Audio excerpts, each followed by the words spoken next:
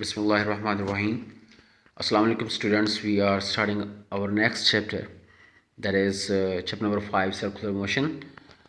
First of all, we have to define the circular motion. Circular motion can be defined in the simple words: motion of the body in the circular path is called the circular motion. Circular motion may be the special kind of the angular motion, because when the body is moving in the circle, at each point along the circumference of the circle, the body would have the same distance from the center of the circle, because radius of the circle to have same values at any point from the circumference to the center of the circle. So that's why the body that is moving in the circle, its distance would be the same at any point from the circumference of the circle to the center of the circle. Students circular motion special kind angular motion की कही गई है, क्योंकि जब ये body में circle में move करता है तो इसका जो डिस्टेंस होता है हमेशा सर्कल में मूव करते हुए वो सेंटर से एक जैसा रहता है. सर्कुलर मोशन को हम डिफाइन कर सकते हैं: motion of the body along the circumference of the circle having constant radius or its rotation in the circular path is called circular motion. Circular motion do have a lot of examples.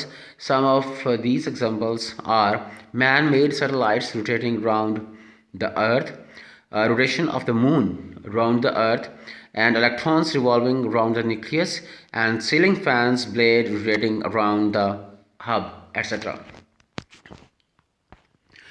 Students, हम define करना चाहेंगे angular motion को भी, कि angular motion और circular motion में क्या difference हो सकता है.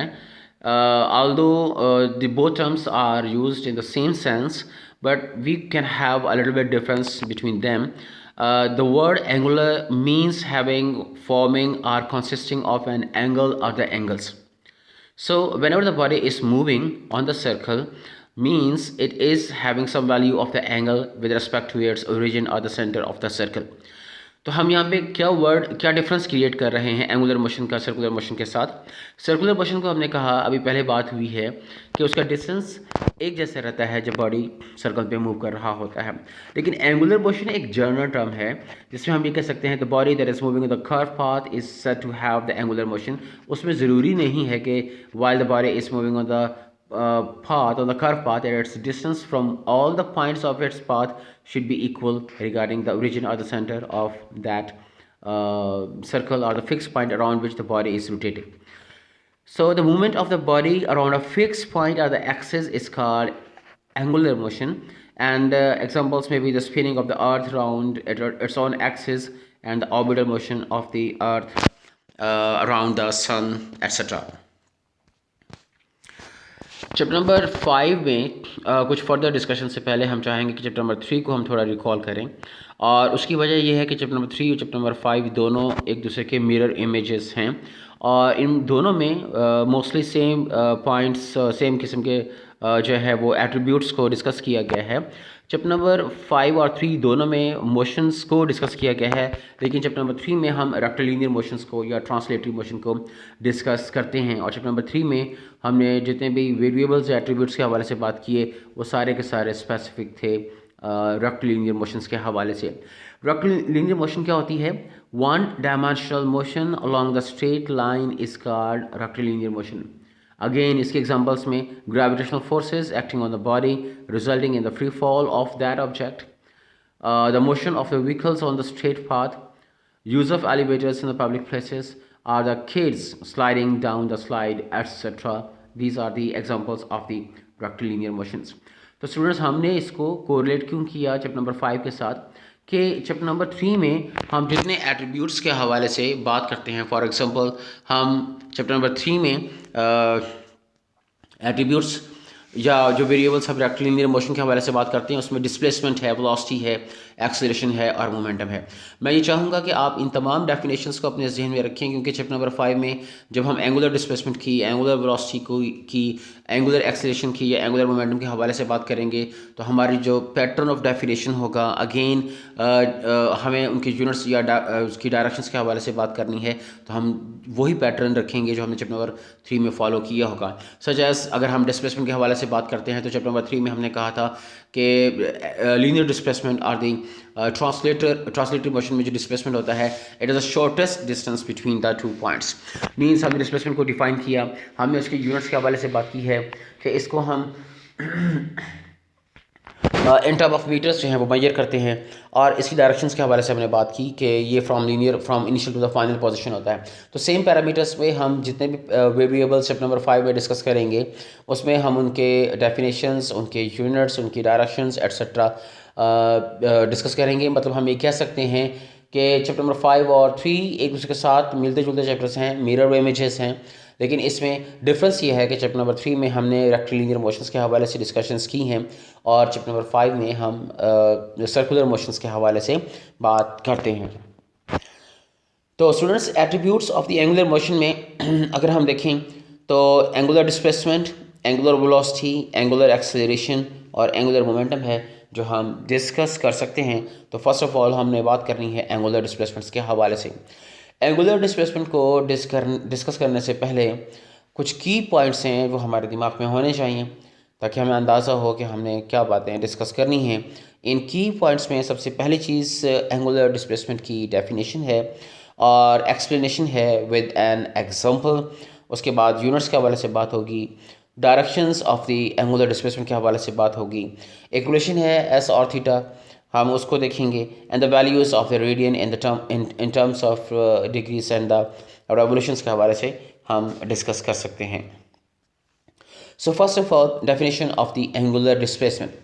जिस तरह चैप्टर नंबर 5 में, चैप्टर नंबर 3 में हम लोगों ने डिस्प्लेसमेंट को डिस्कस किया था और हमने कहा था कि वो डिस्प्लेसमेंट बेसिकली 2 पॉइंट्स के दरमियान एक शॉर्टेस्ट डिस्टेंस होता है। उसी तरह एक सेंटेंस हम यहाँ पे भी बोल सकते हैं कि body that is moving in the circle, it's distance on the circular path is called its angular displacement. Means हम एंगुलर डिस्प्लेसमेंट को डिस्प्लेसमेंट ही कहेंगे, but for the body that is moving on the circular path that is showing the angular motion that is not in the that is not exhibiting the rectilinear motion। तो जो body दायरे में move कर रहा होता है उसने जितना डिस्टेंस कवर किया है from 1 point two the second point moving on the circle along the circumference of the circle, तो वो उसका एंगुलर डिस्प्लेसमेंट कहलाता है। लेकिन एंगुलर डिस्प्लेसमेंट को मेजर करने के लिए हम लीनियर डिस्प्लेसमेंट की तरह यहाँ पे मीटर्स की बात नहीं करेंगे, हम इसको मीटर्स में मेजर नहीं करेंगे, बल्कि एंगुलर डिस्प्लेसमेंट को हम इन टर्म ऑफ एंगल मेजर करते हैं। तभी तो हम वर्ड एंगुलर यूज़ कर रहे हैं, क्योंकि अभी हमने पढ़ा कि एंगुलर का वर्ड एंगल से लिया गया है, क्योंकि बॉडी जब वो करता है अलॉन्ग द सर्कल और along the circumference of the circle, तो वो अपनी रेफरेंस पॉइंट के साथ या इनिशियल पोजीशन के साथ जब सेकंड पोजीशन पे पहुंचेगा तो उसका कुछ ना कुछ एंगल बनता होगा, जिसकी वजह से हमने यहाँ पे उसकी मोशन को एंगुलर मोशन का नाम दिया है। एंगुलर मोशन को displacement of the body moving in the circle या rotating along a circle around a fix point के लफ्ज़ में हम इसको डिफाइन कर सकते हैं। The angle through which a particle moving in a circle is moved at any interval of the time is called the angular displacement. और diagram में आपको नीचे दिखाया गया है एक बॉडी है that is moving on the circular path of radius R from the X axis. Initially ये पॉइंट पी पे दिखाया गया है और पॉइंट पी से ये मूव करता है P1 पे पहुंच जाता है, और along the circumference of the circle ये एस आर्क का डिस्टेंस मूव करता है, and the theta that it makes between the P and the P1 is the angular displacement, means the theta that may be degree or the radian it covers when it moves from P to the P1। Explanation के हवाले से एक image आपको दिखाया गया है, ये image हमारी बुक से लिया गया है, और इस इमेज में कंसेप्ट ये है कि एक रॉड है और उस रॉड के एक सिरे पर एक ऑब्जेक्ट लगाया गया है, एक मैस है, एक पार्टिकल, एक मैस मौजूद है, और उस जो है वो पार्टिकल का मैस सपोज m है, और ये जो रॉड है ये सेंटर में पिवटेड है, मींस के सेंटर के सेंट्रल पॉइंट में ये सेंट्रल पॉइंट के गिर्द ये रोटेट कर सकता है, और जब इसको मूव करवाया जाता है इस ऑब्जेक्ट को, इस रॉड को from the point suppose P, तो आफ्टर द टाइम T वो P1 पे पहुंच जाता है। तो टाइम इंटरवल T के बाद जब ऑब्जेक्ट P से P1 पे पहुंच जाता है तो उसने कितना डिस्टेंस कवर किया, ये डिस्टेंस एंगुलर डिस्प्लेसमेंट कहलाता है, और इस एंगुलर डिस्प्लेसमेंट को हम इन टर्म ऑफ एंगल मेजर करते हैं जो कि थीटा है। तो डायग्राम में फ्रॉम P to P1 जो आर्क बनती है वो सेंटर पर एक एंगल बना रही है जिसको हमने थीटा कहा है। इसी तरह जब after time interval delta T, मतलब थोड़ी और ड्यूरेशन के बाद जब ये नेक्स्ट मूव करेगा from P1 to the P2, again it will make an angle at the center of the circle, and at this time this angle is delta theta. So the total displacement from P to the P2 position is theta plus delta theta.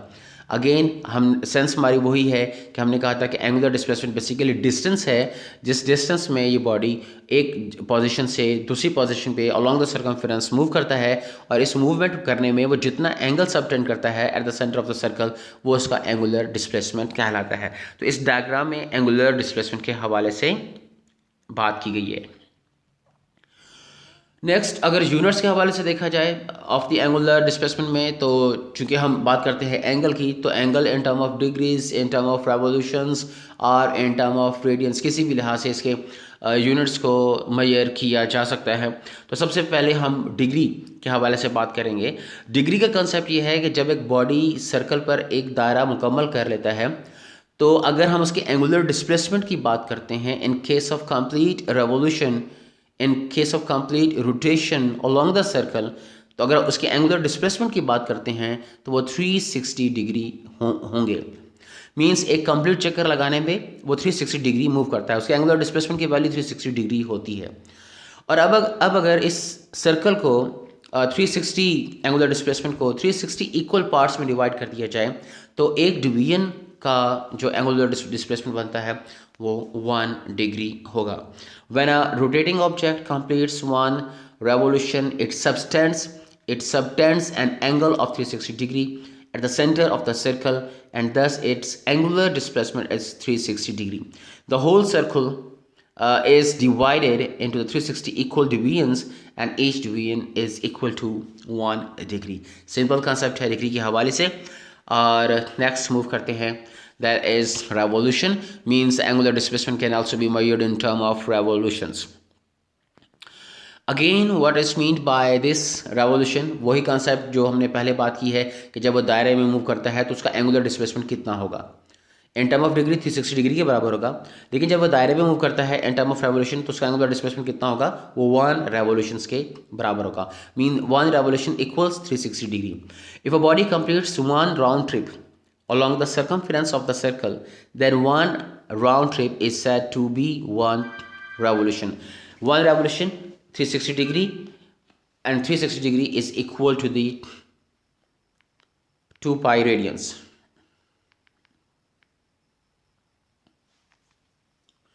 Next move करते हैं, the third angle is radian. Radian को हम chip number 1 में पढ़ चुके हैं, और chip number 1 में हम लोगों ने पढ़ा था कि when the body moves on the circle and it cuts the circumference of the circle,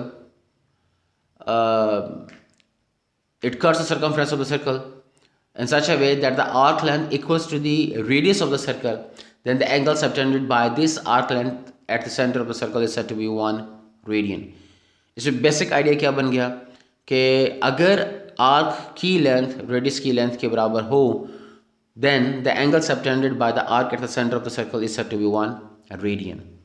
तो हमें डायग्राम में यहाँ पे दिखाया गया है, जो ब्लू लाइन है वो बेसिकली आर्क लेंथ को इंडिकेट करती है, और ये arc length eight the centre of the circle एक एंगल बना रही है, और इस ब्लू लाइन की जो लेंथ है वो रेड रेडियस के बराबर है। So in this case the angle subtended between the two radii is said to be 1 radian. Angle subtended at the center of the circle by an arc whose length is equal to the radius of the circle is called the 1 radian. और the angle subtended, जैसे हम simple words में बोल सकते हैं, if the arc length is equal to the radius of the circle, then the angle subtended between the two radii is said to be 1 radian. Radian is the SI unit of the angular displacement, और radian is preferred always over the degrees and the revolutions. इसकी क्या वजह होगी? इसकी वजह ये है कि रेडियन के रिलेशन में हमें एक रिलेशन मिलता है S is equal to R theta.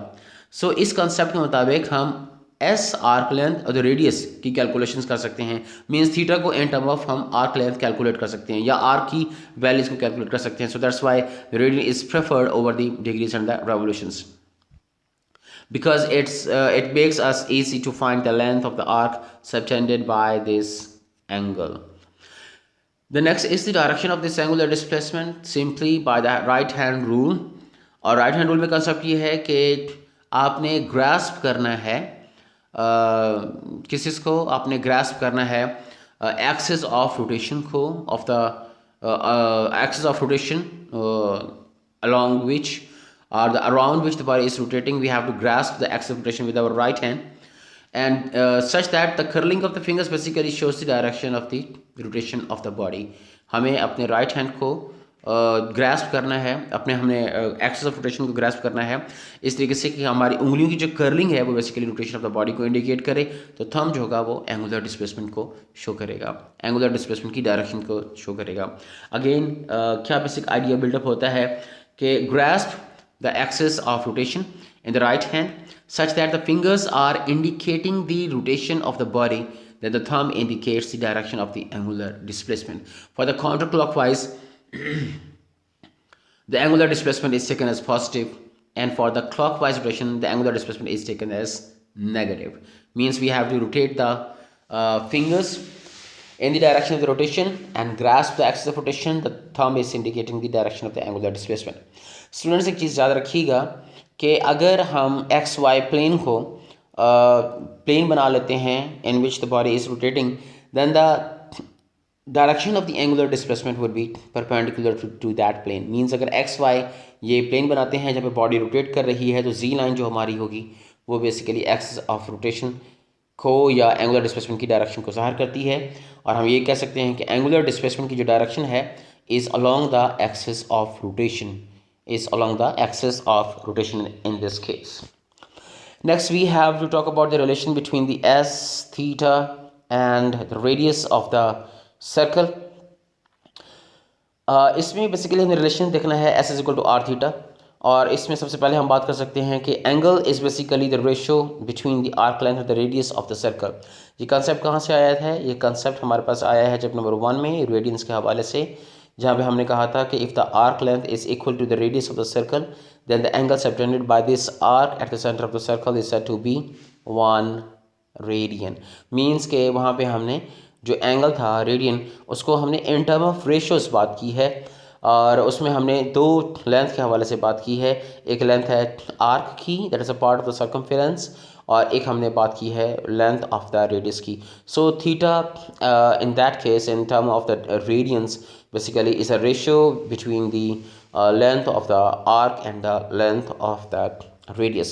So theta is equal to the arc length divided by the radius length. So s theta is equal to the s by r into radians. Radians means theta radians angle की बात की जा रही है, so s is equal to the r theta के बराबर होगा। इस रिलेशन को हम एक और तरह से भी देख सकते हैं कि सपोज हमारे पास जो आर्क लेंथ है is directly proportional to the angle subtended between the two radii that is the radian. Means जितना रेडियन की वैल्यू ज़्यादा होगी उतना नो डाउट आर्क की वैल्यू ज़्यादा होगी। सो आर्क की वैल्यू ज़्यादा होगी, so S that is the arc is directly proportional to the theta. So sign of proportionality को हटाएंगे तो S is equal to R theta, means the are is the radius for the given value of the circle. तो हम इस relation को S is equal to R theta लिख सकते हैं। At the end, we have to derive the relation between the radians and the degrees. Students, हम जानते हैं थीटा, अभी हमने इक्वेशन इसकी ड्राइव की है that theta is equal to the S by R radian. और अगर हम बात करते हैं one complete rotation of the body along the circumference of the circle की, वन कंप्लीट रोटेशन की, तो वन कंप्लीट रोटेशन में डिस्टेंस कितना बनता है? वन कंप्लीट रोटेशन में आर की वैल्यू कितनी बनती है? तो वन कंप्लीट रोटेशन में आर की value circumference of the circle के बराबर बनती है। तो circumference of circle basically 2 pi R के बराबर हो जाएगा। लिहाजा अगर इस एस की वैल्यू 2 पाई आर अगर हम अपनी पहली इक्वेशन जो कि theta is equal to the S by R है उसमें लगाएं तो theta is equal to the 2 pi R by R radian. तो आर के साथ आर कैंसिल हो जाएगा, तो बाकी क्या बच गया? Theta is equal to the 2 pi radians. ये हमारी इक्वेशन नंबर 1 एज्यूम कर लेते हैं। अब next, in case of the one revolution, again one revolution, one round trip along the circumference of the circle. अगर हम बात करते हैं यहाँ पे एंगुलर डिस्प्लेसमेंट को in term of the degrees, तो थीटा की वैल्यू क्या होगी? थीटा की वैल्यू 360 होनी चाहिए, क्योंकि अभी हम पहले ये पढ़ चुके हैं। सो इक्वेशन नंबर 1 और इक्वेशन नंबर 2 को अगर हम कंपैरिजन करते हैं तो 2 पाई रेडियंस इक्वल 360 डिग्री, और 2 पाई हम इसको डिवाइड करें on the both sides, so 1 radians is equal to the 57.3 degree. तो स्टूडेंट्स, हमारा ये आज का लेक्चर कंप्लीट हुआ। Wish you best of luck. इंशाल्लाह नेक्स्ट अल्टरनेटिव्स पे हम इंशाल्लाह एक नए टॉपिक के साथ हाज़िर होंगे। अपनी दुआ में याद रखिएगा। अस्सलाम वालेकुम एंड थैंक्स अ लॉट।